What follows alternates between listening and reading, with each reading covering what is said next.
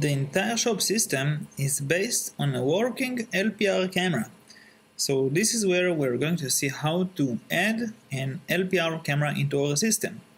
So of course we are going to go into the LPR camera menu, and we have the ability to choose the parking lot, to which parking lot we are going to add the camera. So we can see that right now we don't have any camera inside, and all we have to do is to add LPR camera to parking lot number 1. Okay, first of all we're going to give our camera a name, so let's call it local camera, because this camera is going to be added locally. Of course you can choose whatever name you want.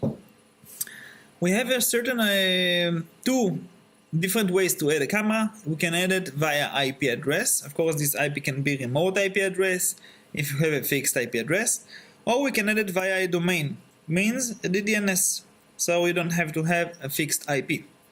So in our case we are going to use an existing camera, so let's give the IP address. The IP address of our camera is 0178. We need to provide the HTTP port and the RTSP port. The rest of the ports are also needed.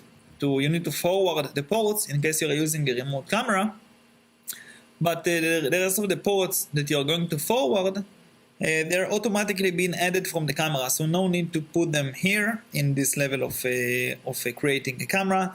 In the near future we won't be needed to even add the RTSP port. This will also be taken automatically from the camera, and also the long polling is taken automatically. The next thing is to put the camera's password.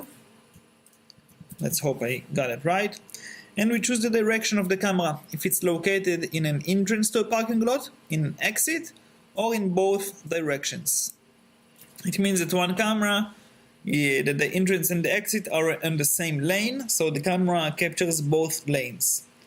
And we are pressing save changes, and immediately we can see that the heart is green. It means that we have a communication to our camera. So we can press live video to make sure that we get live video from the camera. We get it, very good. And from here we can also open a gate. If you want to manually open a gate, we can do it from here. And we can also press a button that's called restore events. What is restore events? When the camera gets all of the readings, all of the plate readings, they are stored on the camera.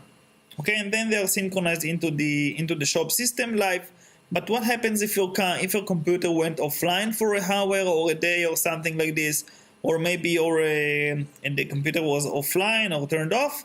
So then when you turn on the computer back on and the communication to the camera is restored, you can press restore events, and then you will get all of the information from the camera straight into the SHOB system as if it wasn't offline at all.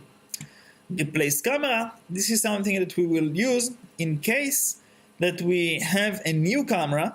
Okay, we install a new camera, we give the new camera, of course, the same details, okay, username, the same password, the same IP address.